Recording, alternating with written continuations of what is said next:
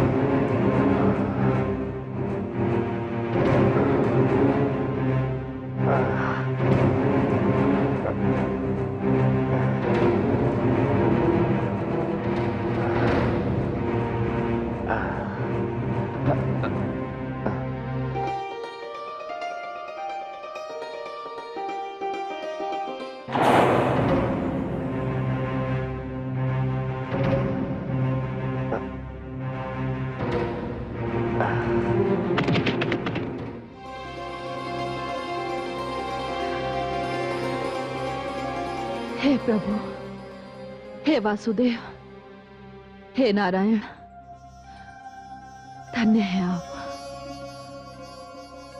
मुझे तो ऐसा प्रतीत हो रहा है कि मेरे पति पर आया हुआ संकट आपने टाल दिया। कुछ ही समय पहले मेरी दाहिनी आंख फड़क रही थी, अब उसका फड़कना बंद हो गया। प्रभु, एक आशंका ने मेरे मन को घेर लिया था, अब वो समाप्त हो गई। आपने मेरी सुन ली प्रभु, आपने मेरी सुन ली। मुझे इसका अनुभव हो रहा है कि मेरे स्वामी आप संकट से मुक्त हैं।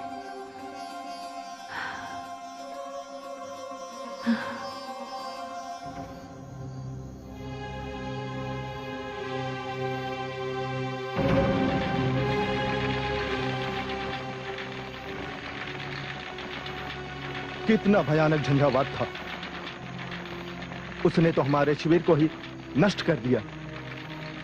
पता नहीं ऐसे वातावरण में हमारे महाराज कहां होंगे। हमें उन्हें ढूंढना चाहिए।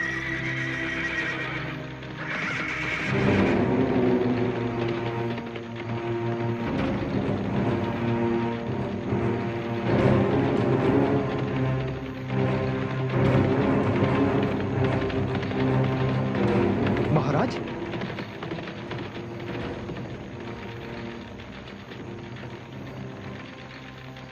महाराज, आप तो पूर्णतया घायल हैं।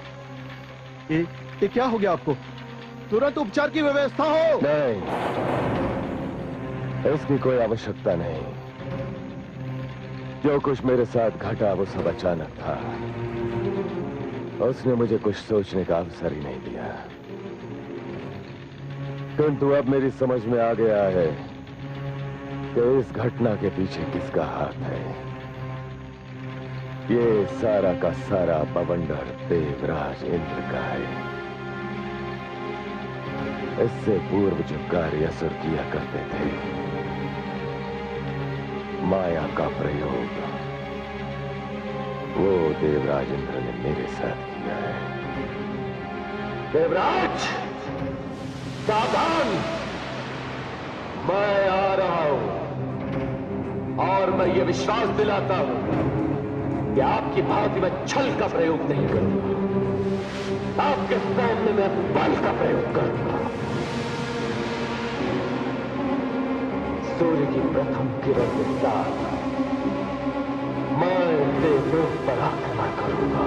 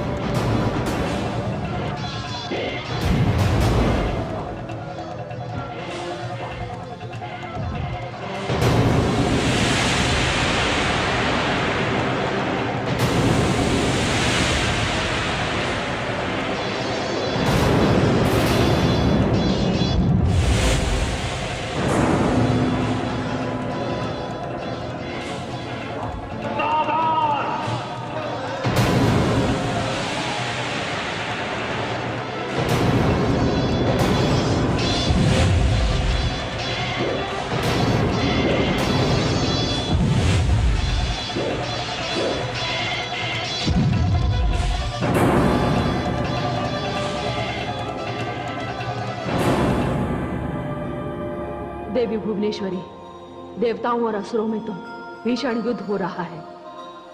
देख रही हैं विनाश लीला, देख रही हैं मृत्यु का खेल। हाँ, देख रही हूं। क्या होगा इसका परिणाम? महादेवी, परिणाम तो स्पष्ट है। जिसमें भगवान विष्णु का अंश है, उसे संसार में कौन पराजित कर सकता है? देवराज इंद्र के वज्र में इतनी शक्ति कहां है कि विष्णु के अंश के सामने ठहर सके? अंधकार चाहे जितना घना हो, प्रकाश की छोटी सी किरण का भी कुछ नहीं बिगाड़ सकता। विष्णु का अंश ऐसा ही प्रकाश है। हे देवी भुवनेश्वरी, फिर तो देवराज इंद्र की पराजय हो सकती है, अवश्य होगी। हे आदिशक्ति, देवराज इंद्र तो सदैव ही पराजित हुए हैं। ये कैसे राजा हैं देवताओं के? राजा हैं इसीलिए अभिमानी हैं। देवताओं के राजा होने के कारण स्वयं को अधिक श्रेष्ठ समझते हैं। किंतु इस बार जो व्यवहार उन्होंने असुर राज शंखचूड़ के साथ किया है, उससे तो वे देवता न रहकर असुरों की श्रेणी में आ गए हैं। देवराज इंद्र को इसका दंड अवश्य मिलेगा। उनकी पराजय निश्चित है। किंतु जिस परिणाम की मैं सोच रही हूं, वो तो बड़ा ही भयानक है, विस्मयकारी है, रोमांचित कर देने वाला है। कैसा परिणाम है देवी भुवनेश्वरी? बस देखती रहिए महादेवी। शंखचूड़ पर आप अपनी दृष्टि रखिए,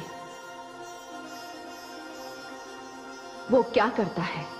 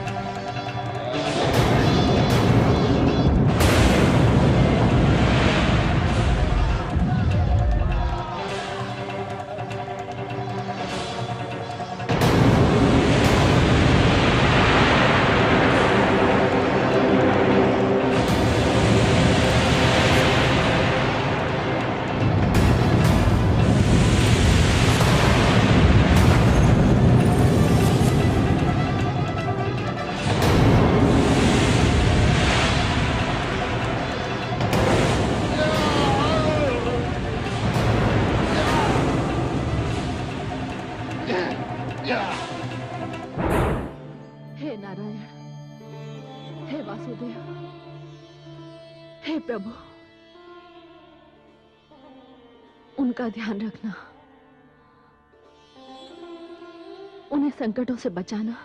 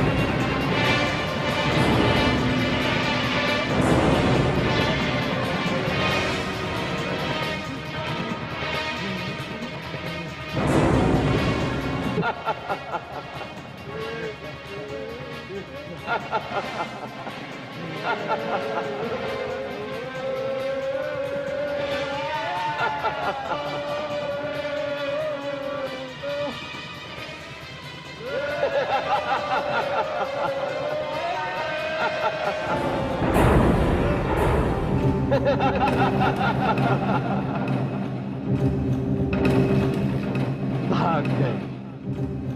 सबके सब कायर भाग गए। ये जानते हुए भी कि अमृतपान कर चुके हैं, मृत्यु से मुक्त है, फिर भी भाग गए। सेनापति, हम आज अति प्रसन्न हैं। महाराज की जय हो। पिताश्री तक सूचना भिजवाई जाए कि हमने प्रथम यक्षलोक, गंधर्वलोक और अब देवलोक पर भी विजय प्राप्त की है। साथ ही महारानी तुलसी का समाचार भी हमें सुनाया जाए। जो आज्ञा असुरराज, मैं अभी राजधानी विशेष दूत को भेजता हूं।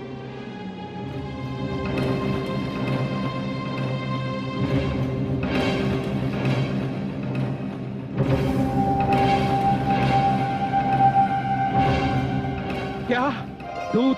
ये समाचार सुनकर हम अति प्रसन्न हुए।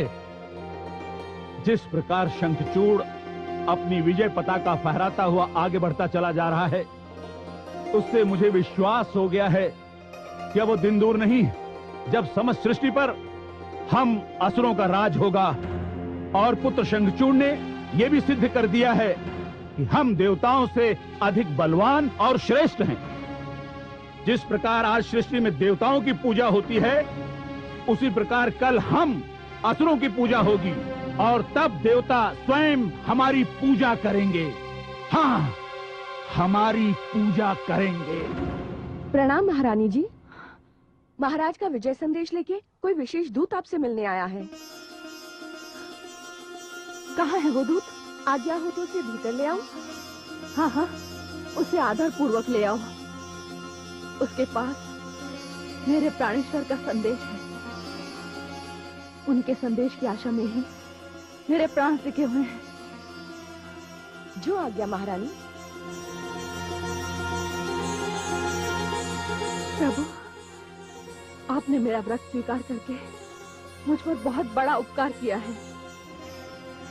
मेरे स्वामी की विजय यात्रा इसी बात की ओर संकेत करती है। प्रभु, प्रभु,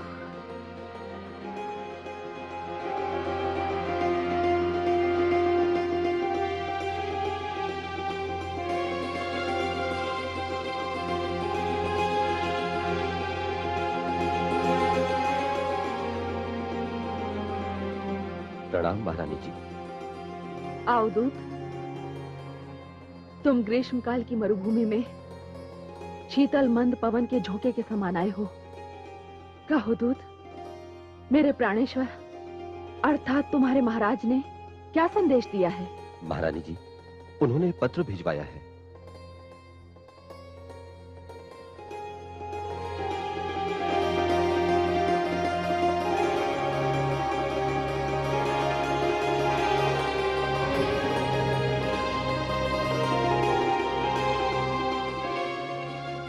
बताओ दूत, महाराज सकुशल तो हैं? इस युद्ध ने उन्हें कहीं घायल तो नहीं कर दिया? नहीं महारानी जी, आप निश्चिंत रहिए। गुरुदेव शुक्राचार्य ने जो खड्ग महाराज को भेंट किया है, वो अपना चमत्कार दिखा रहा है। चलते चलते महाराज ने मुझसे कहा कि मैं व्यक्तिगत रूप से आपके समक्ष उपस्थित होकर यह पत्र आपको दूं। अब मुझे आज्ञा दीजिए। यदि आप उत्तर भिजवाना उचित समझें तो मैं कल प्रातःकाल प्रस्थान करूंगा। दासी, इन्हें ले जाओ और इनके विश्राम की विशेष व्यवस्था करो।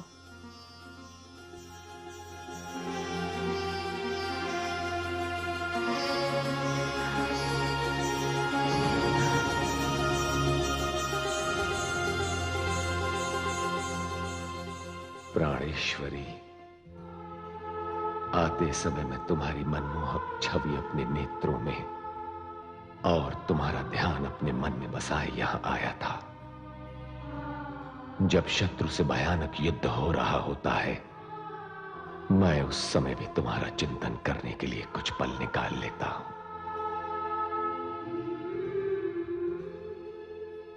सच पूछो प्रिय, तो तुम ही मेरी शक्ति हो। सारा दिन तो युद्ध में कट जाता है, किंतु विरह की रात काटे नहीं कटती। मन तुम में ही लगा रहता है।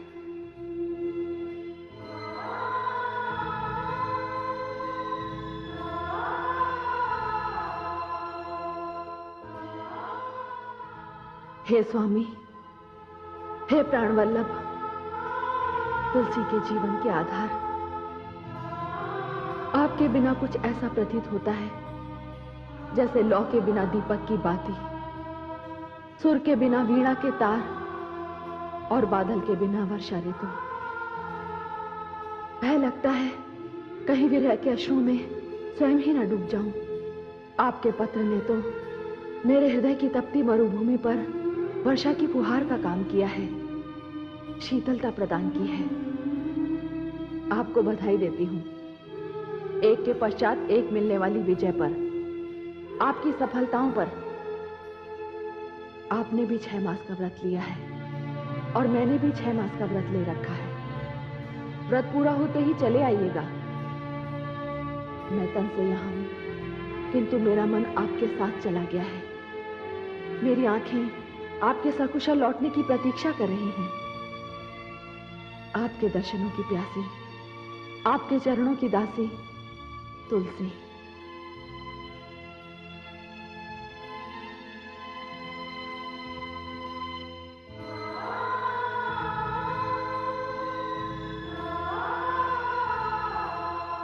प्रिय,